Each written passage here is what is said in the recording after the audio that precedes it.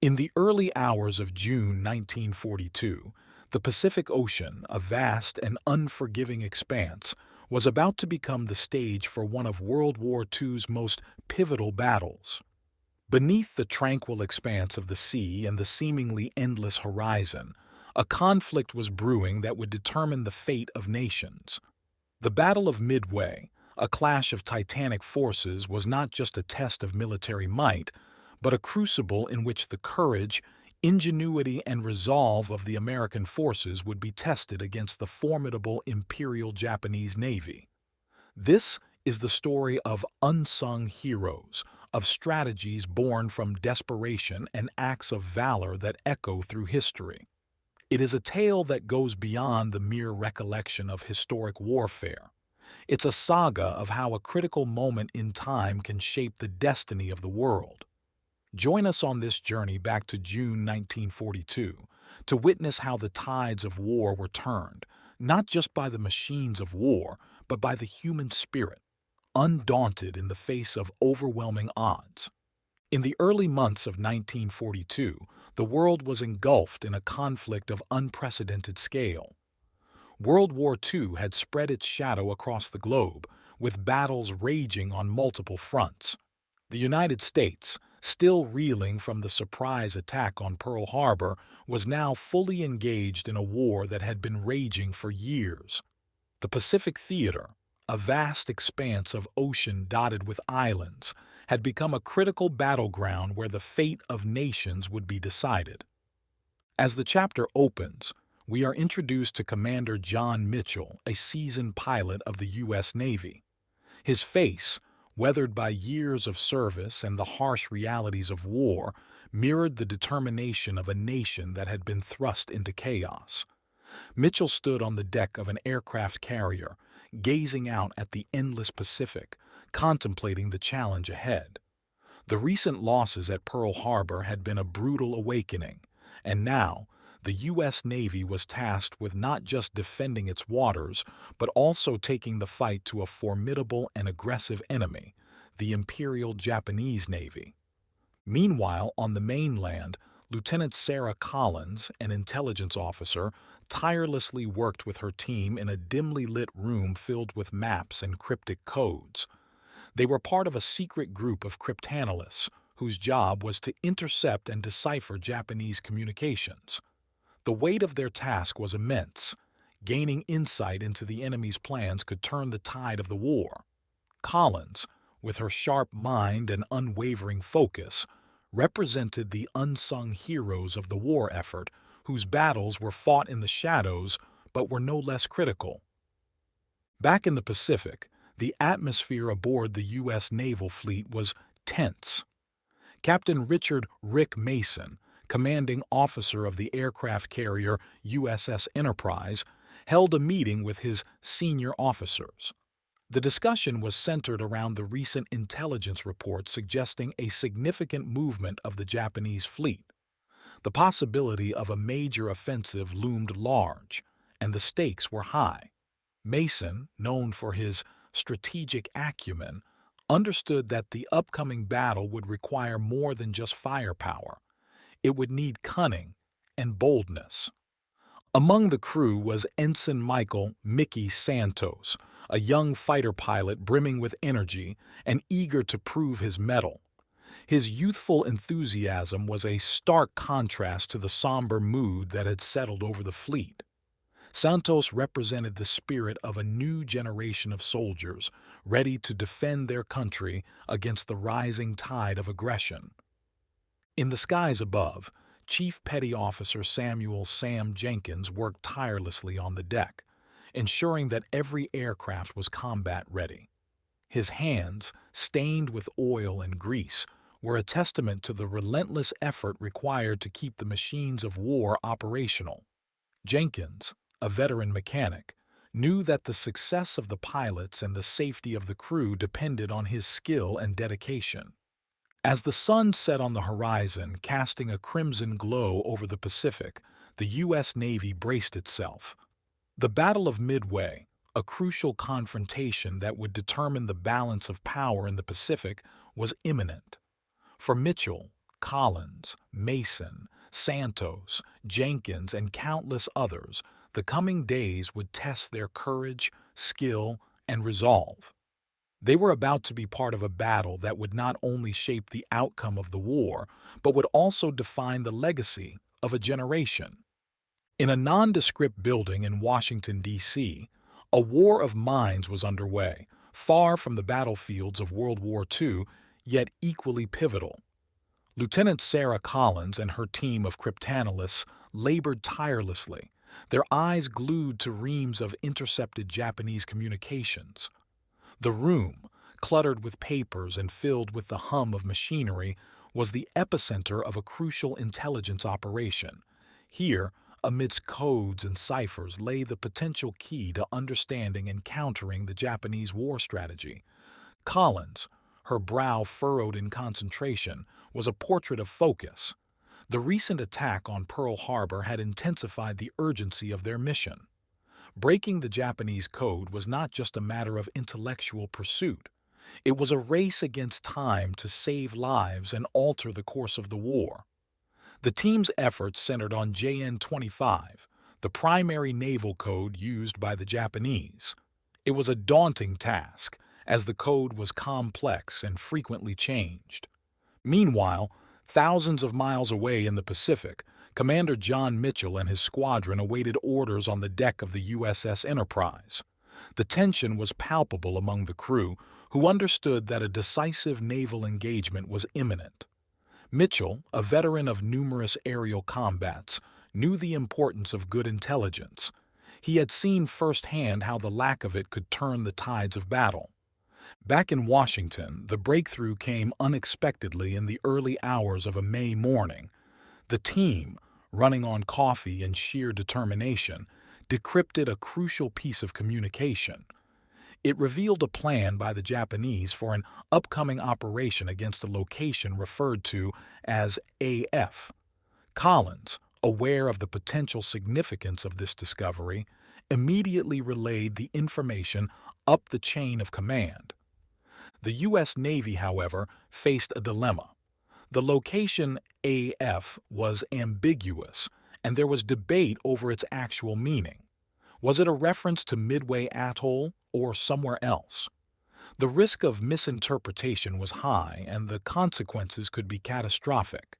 Collins proposed a daring plan: send a false message from Midway, stating that their water purification system had failed, and see if the Japanese would repeat this information in their communications. The ruse worked. Japanese intelligence intercepted the message and, believing it to be genuine, reported back that AF was low on water. This confirmed Midway as the target of the planned Japanese offensive. This intelligence coup, a combination of cryptographic brilliance and cunning deception, provided the U.S. Navy with a critical advantage. Armed with this knowledge, Captain Richard Mason of the USS Enterprise convened an urgent strategy meeting. The element of surprise was now on their side, and it was crucial to capitalize on it. A plan began to take shape, one that would involve a daring and risky counteroffensive. As the chapter closes, the pieces are in place for one of the most significant naval battles in history. The intelligence breakthrough has given the U.S. Navy a fighting chance, but the outcome is far from certain. The stage is set for a confrontation that would test the mettle of the American forces and could potentially change the tide of the war in the Pacific. The revelation that Midway Atoll was the Japanese target set into motion a flurry of activity across the U.S. Navy's Pacific Fleet. On the USS Enterprise, Captain Richard "Rick" Mason faced the daunting task of preparing his crew for the impending confrontation. Time was of the essence, and the stakes could not have been higher. In the operations room, a hive of activity buzzed as plans were drawn and strategies formulated. Mason, along with his senior officers, pored over maps and intelligence reports, carefully considering their options. The element of surprise was their greatest asset, but it was a fleeting advantage that needed to be exploited swiftly and effectively.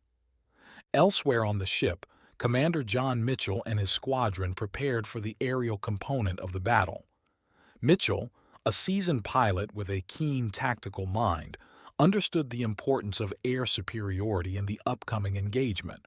His pilots, a mix of experienced veterans and eager young aviators like Ensign Michael "Mickey" Santos, were briefed on the possible scenarios they might face. The mood was tense, but there was a palpable sense of determination among the men.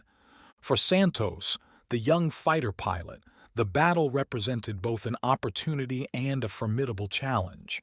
His previous combat experience was limited, and the thought of facing the seasoned pilots of the Japanese Navy was daunting.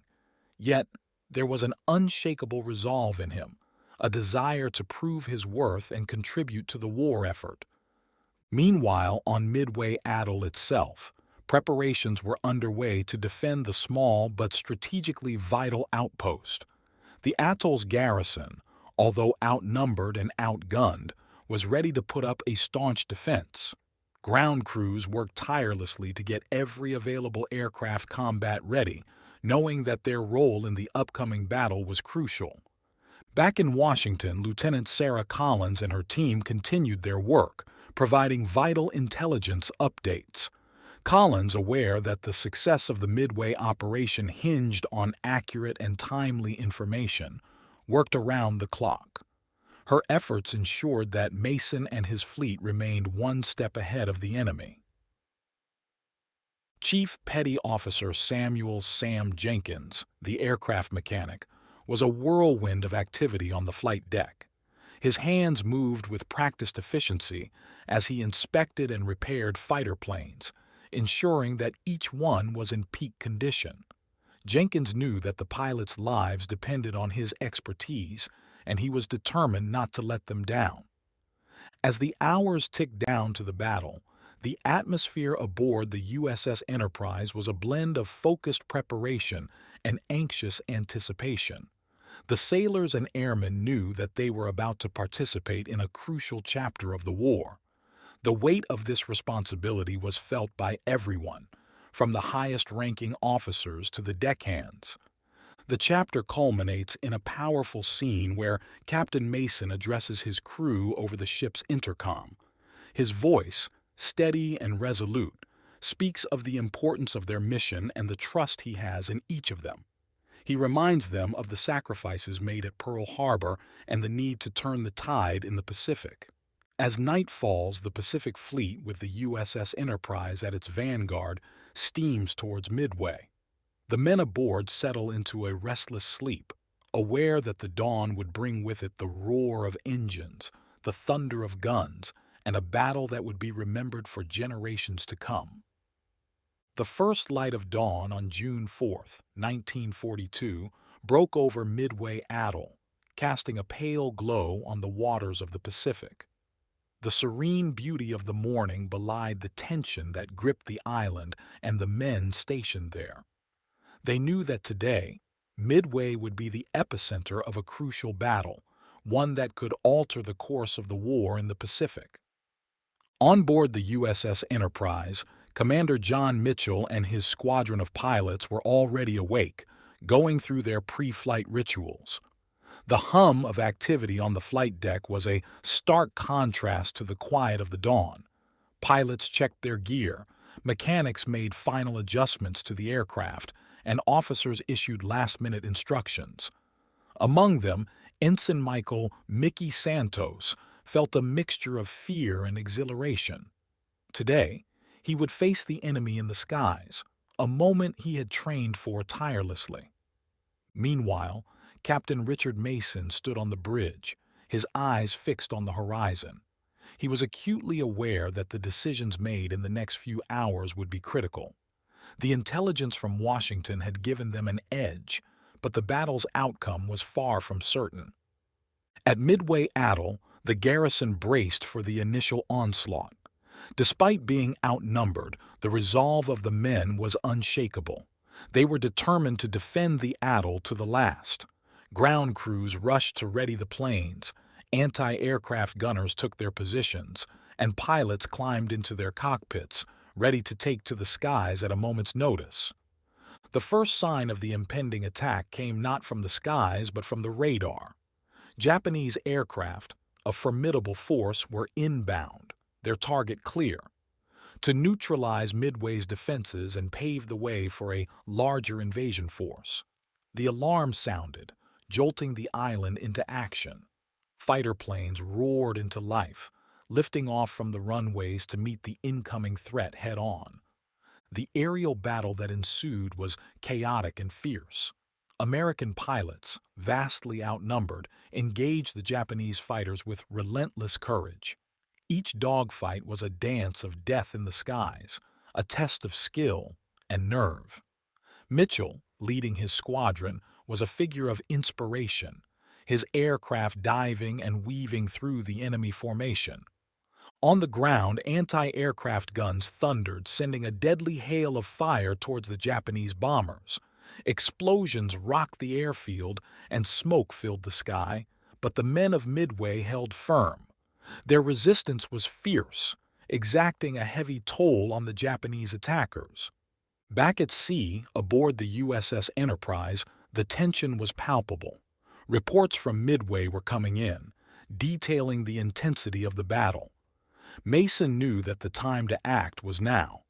He gave the order, and a wave of American bombers and fighters took off from the carrier, heading towards the battle raging at Midway.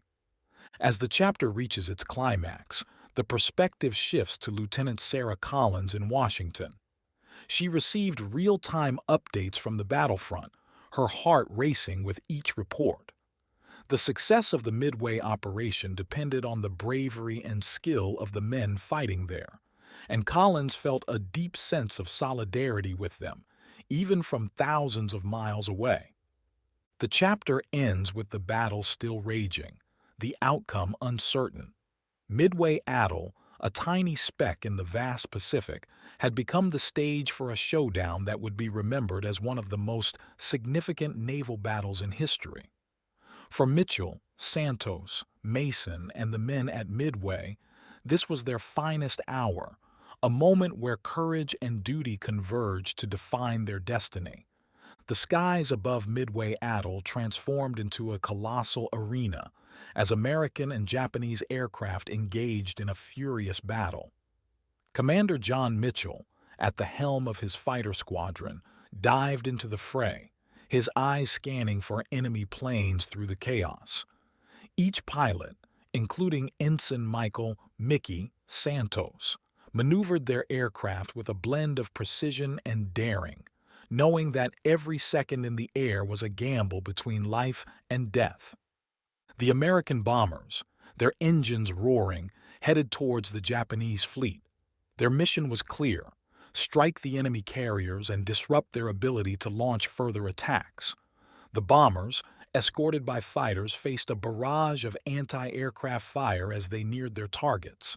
The sky was ablaze with tracers and explosions, a testament to the ferocity of the battle.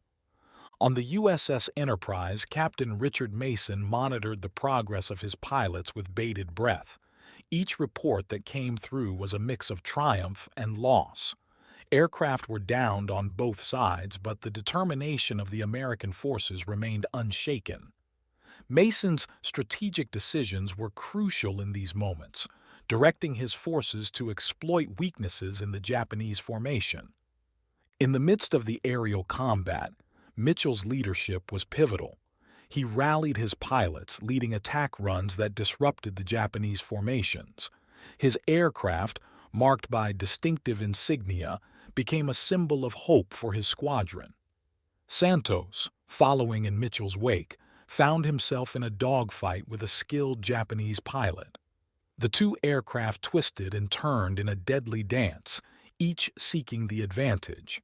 Santos, drawing on every ounce of his training, managed to outmaneuver his adversary, scoring a critical hit that sent the enemy plane spiraling into the ocean.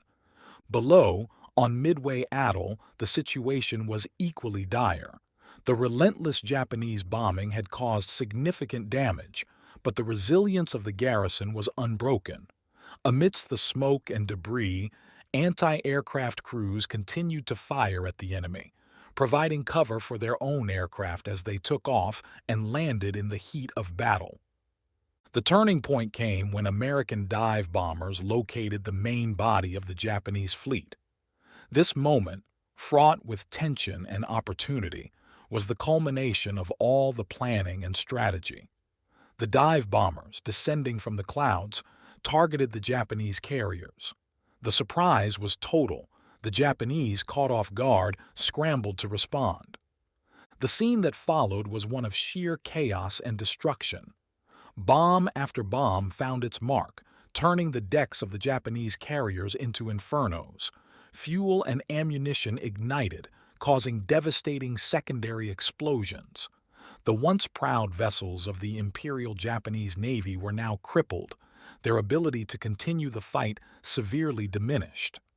Back in Washington, Lieutenant Sarah Collins received the news of the successful bombing runs with a mix of relief and somberness. The intelligence work that had led to this moment was crucial, but the cost in human lives weighed heavily on her. The reality of war was never far from her mind, a constant reminder of the stakes involved in their clandestine efforts. The battle raged on, with American aircraft continuing to press their advantage. Mitchell, his aircraft bearing the scars of combat, led another daring assault on the remaining Japanese forces. The resolve of the American pilots was clear. They would not relent until the threat to Midway was neutralized. As the chapter draws to a close, the scale of the American victory becomes apparent. The Japanese carriers, the heart of their naval power in the Pacific, were in ruins. The once invincible armada had been humbled, and the balance of power in the Pacific had shifted. In the aftermath of the battle, the men of Midway and the pilots of the Pacific Fleet were left to contemplate the enormity of what they had achieved. For Mitchell, Santos, Mason, and the others, their courage and sacrifice had not only turned the tide at Midway, but had also etched their names into the annals of history. The Battle of Midway, a clash of titans in the vast expanse of the Pacific, was a testament to their valor and a turning point in the Second World War. The morning of June 4, 1942, dawned with the fate of the Pacific hanging in the balance. The U.S. forces, having delivered crippling blows to the Japanese carriers, now faced the monumental task of maintaining their momentum. Commander John Mitchell, his aircraft scarred from the previous day's battles, prepared his squadron for another sortie. The resolve in his eyes was mirrored by his men, including Ensign Michael "Mickey" Santos, who had tasted his first victory in aerial combat. On board the USS Enterprise, Captain Richard Mason, having received reports of the damage inflicted on the Japanese fleet, knew that the battle was far from over. The Japanese carrier Hiryu, still operational, posed a significant threat. Mason, understanding the urgency of the situation, ordered an immediate and focused attack on the Hiryu. The American bombers, laden with explosives, took to the skies once again. The mission was clear: find and neutralize the Hiryu before it could launch a counteroffensive. As the bombers approached their target, they were met with a barrage of anti-aircraft fire. The sky was a lethal dance of flak and tracer rounds, but the American pilots pressed on, undeterred in their mission. Meanwhile, on Midway Atoll, the garrison, though battered by the previous day's bombardment, remained vigilant. The defenders, knowing that the battle at sea continued, maintained their readiness to repel any further attacks. Amidst the wreckage of the airfield, ground crews worked tirelessly to repair and refuel the remaining aircraft, ensuring that the island's defenses would hold. Back in Washington, Lieutenant Sarah Collins and her team were on edge as they awaited news from the front. The success of the Midway operation was vital, not just for the Pacific theater, but for the morale of the entire Allied forces. Collins, her eyes scanning the latest intercepts, hope that their intelligence had given the U.S. forces the edge they needed. In the skies near the Hiryu, the American bombers found their mark. The dive bombers, descending in a steep, perilous dive, released their payloads. The bombs struck true, igniting fires that tore through the carrier. The Hiryu, engulfed in flames, was soon rendered inoperable, its deck a twisted mess of metal and fire. This moment marked a critical turning point in the Battle of Midway. The Japanese, having lost 4 of their key carriers, were forced onto the defensive. The balance of power in the Pacific had shifted dramatically in favor of the United States. The once daunting threat of the Japanese naval might have been significantly diminished. On the USS Enterprise, the mood was one of cautious optimism. Mason, while relieved at the news of the Hiryu's demise, remained focused. The battle had been a success, but the cost was high. Many brave men had been lost, and the scars of battle were evident on both man and machine. For Mitchell and his pilots, the return to the carrier was bittersweet. They had achieved a significant victory, but the reality of war's toll was unmistakable. Santos, reflecting on his experience, felt a mix of pride and sorrow. He had proven himself in the crucible of combat, but had also witnessed the harsh truths of warfare. As the chapter concludes, the significance of the Battle of Midway becomes clear. It was not just a tactical victory, but a strategic turning point in the Pacific War. The U.S. Navy had not only defended Midway Atoll, but had also dealt a severe blow to the Japanese Imperial Navy, one from which it would never fully recover. The men who fought in this epic battle, from the pilots in the sky to the sailors and marines on the sea and the soldiers on the ground, had turned the tide of the war in the Pacific. Their courage, skill, and determination had changed the course of World War II, setting the stage for the long and challenging road to victory. The destruction of the Japanese carriers Akagi, Kaga, and Soryu had dealt a severe blow to the Imperial Navy's offensive capabilities. However, the battle was not yet over. The carrier Hiryu, though wounded, remained a formidable threat. Its deck was still capable of launching aircraft, and its crew, fueled by desperation, were determined to fight to the last. On the morning of June 5, 1942, Commander John Mitchell and his squadron, weary but resolute, prepared for another day of combat. The mission was clear: find and neutralize the Hiryu before it could launch a counterattack. Ensign Michael "Mickey" Santos, his youthful enthusiasm tempered by the realities of war, readied himself for what he knew would be a decisive encounter. Aboard the USS Enterprise, Captain Richard Mason monitored the situation closely. Intelligence reports indicated that the Hiryu was planning a desperate strike against the American fleet. Mason, aware of the stakes, coordinated a response. The air group, a mix of fighters, dive bombers, and torpedo planes, was dispatched with orders to locate and destroy the Hiryu. The search for the elusive Japanese carrier was fraught with tension. The vast expanse of the Pacific Ocean made the task daunting, but the American pilots pressed on, determined to end the threat once and for all. High above the ocean, the American aircraft scoured the waves, their pilots' eyes straining against the glare of the sun. Meanwhile, on Midway Atoll, the defenders remained on high alert. The garrison, having repelled the initial Japanese assault, was prepared to fend off any further attempts to seize the island. The ground crews, working tirelessly, ensured that every available aircraft was ready for combat. Back in Washington, Lieutenant Sarah Collins and her team continued to provide crucial intelligence support. The success of the operation depended on timely and accurate information, and Collins's team played a pivotal role in keeping the commanders in the field informed. In the skies near Midway, the American pilots finally spotted their quarry. The Hiryu, damaged but still dangerous, was preparing to launch another wave of aircraft. The American bombers, seizing the opportunity, dove towards the carrier. Anti-aircraft fire filled the sky, but the bombers held their course. Their bombs struck the Hiryu, igniting fires that rapidly spread across the deck. The Japanese carrier, now engulfed in flames, was unable to contain the inferno. Secondary explosions rocked the vessel as ammunition and fuel ignited. The once proud carrier, a symbol of Japanese naval power, was reduced to a burning hulk.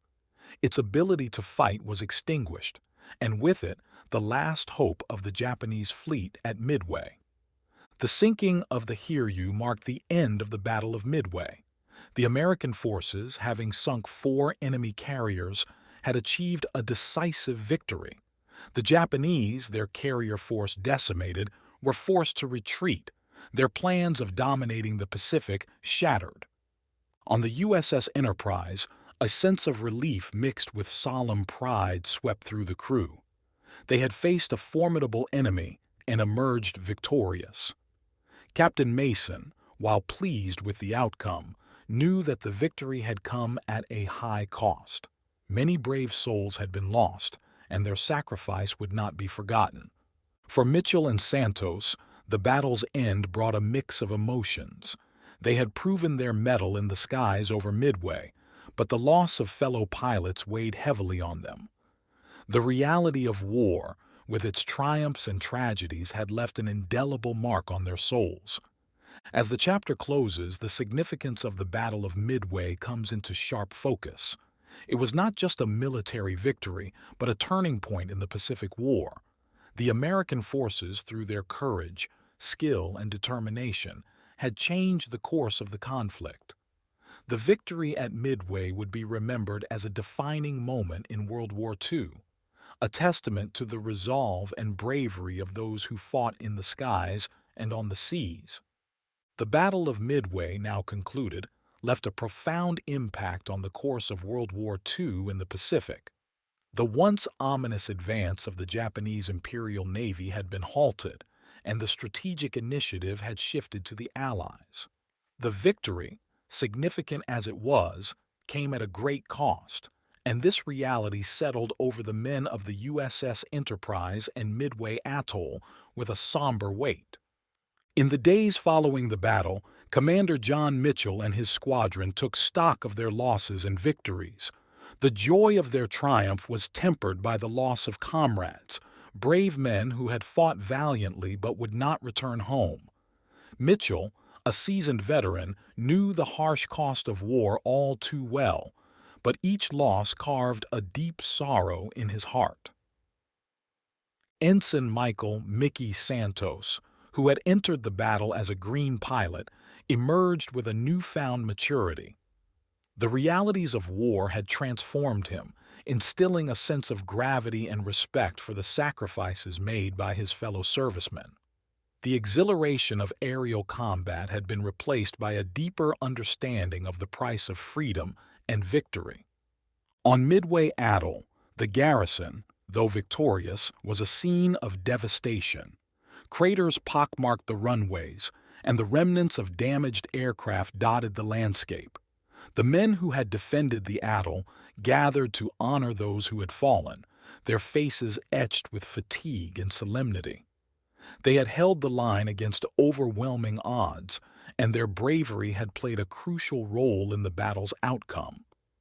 Back on the USS Enterprise, Captain Richard Mason debriefed with his senior officers, analyzing the battle's successes and the lessons learned. The victory at Midway was a testament to their resilience and strategic acumen, but Mason knew that the war was far from over. The road ahead would be long and fraught with challenges, but the Battle of Midway had proven the capability and courage of his crew. In Washington, Lieutenant Sarah Collins and her team of cryptanalysts received commendations for their pivotal role in the victory. The intelligence they had provided had been a key factor in the battle's outcome. Collins, proud of her team's contributions, felt a deep sense of fulfillment but also a profound sense of responsibility for the continuation of the war effort. The aftermath of Midway brought a time of reflection for all who had participated in the battle. They pondered the complexity of war, a conflict that brought out the greatest acts of valor and sacrifice, but also the deepest sorrows and losses. The victory at Midway was a turning point, but it was also a reminder of the immense challenges that lay ahead. As the chapter closes, the men of the USS Enterprise, the pilots, the sailors at Midway, and the intelligence officers in Washington look towards the future. They were united in their resolve to continue the fight against tyranny and oppression. The Battle of Midway, though a singular event in the annals of history, was just one chapter in the larger story of World War II, a story that continued to unfold across the globe. In the weeks and months that followed the Battle of Midway, the significance of the victory began to resonate far beyond the immediate tactical advantages. This battle, fought over a tiny atoll in the vast Pacific, had altered the course of the war and had a profound impact on the broader narrative of World War II. For Commander John Mitchell and his pilots, including Ensign Michael "Mickey" Santos, Midway became a defining moment in their careers. Their bravery and skill had been tested against a formidable adversary, and they had emerged victorious. They carried with them not just the pride of their achievements, but also the heavy memory of those who had fallen. Their stories, tales of daring dogfights and heroic sacrifices, would be told and retold, becoming a part of the rich tapestry of naval aviation history. Captain Richard Mason of the USS Enterprise saw the strategic implications of Midway. The victory had shifted the balance of power in the Pacific, setting the stage for the Allied offensive that would eventually lead to the end of the war. For Mason, Midway was a testament to the effectiveness of combined arms warfare and the critical importance of intelligence in modern naval battles. On Midway Atoll, the garrison's defenders, having withstood the onslaught, became symbols of resilience and determination. Their stand against overwhelming odds was a vivid example of the indomitable spirit of the American military. In Washington, Lieutenant Sarah Collins and her team of cryptanalysts were celebrated for their crucial role in the victory.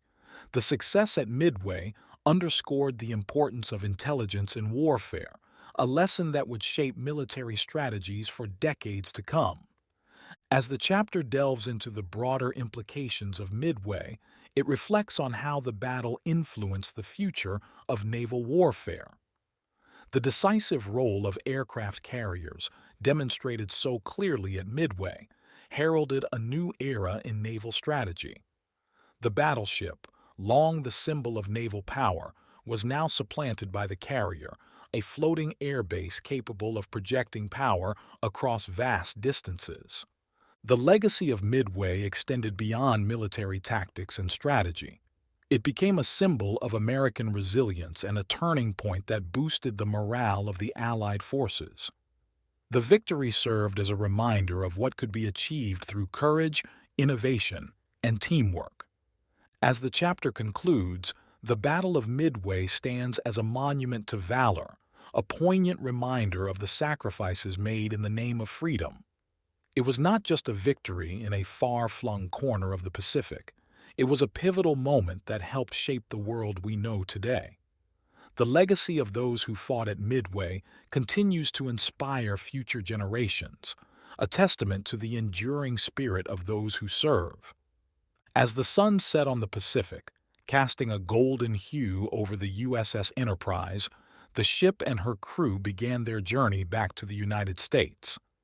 The Battle of Midway had been won, a crucial victory that marked a turning point in the war. Yet, the mood aboard was not one of unbridled jubilation, but of reflective triumph mixed with solemn remembrance. Commander John Mitchell stood on the deck, watching the endless expanse of the sea. He thought of the young men who had soared into the skies with him, especially those like Ensign Michael "Mickey" Santos, who had grown from a wide-eyed novice into a seasoned warrior. Mitchell felt a deep sense of pride for their bravery and a profound sorrow for the friends lost, their sacrifices forever etched in his heart. Captain Richard Mason, overseeing the return voyage, knew that the success at Midway was a significant stride in the long march toward victory. Yet, the path ahead remained fraught with challenges. Midway was a testament to the crew's resilience and their ability to overcome adversity, qualities that would be essential in the trials to come. On Midway Atoll, the garrison that had withstood the enemy's onslaught watched as the horizon swallowed the last of the departing ships.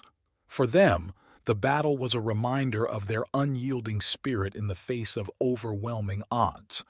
They had played a crucial role in altering the course of the war, and their bravery would be remembered in the annals of military history. Back in Washington, Lieutenant Sarah Collins and her team of cryptanalysts, who had played a pivotal role in the victory, continued their work with renewed vigor.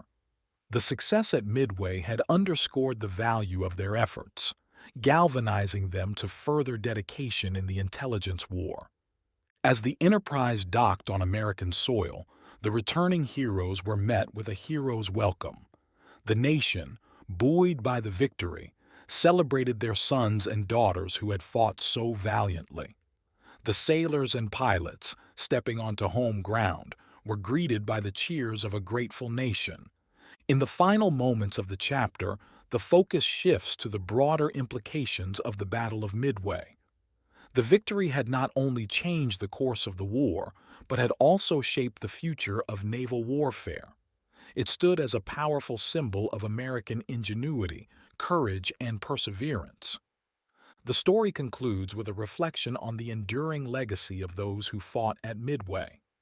Their valor and sacrifice continue to inspire future generations, serving as a poignant reminder of the cost of freedom and the enduring spirit of those who defend it. The Battle of Midway, more than just a military engagement, was a defining moment in the narrative of World War II and a pivotal chapter in the story of the United States.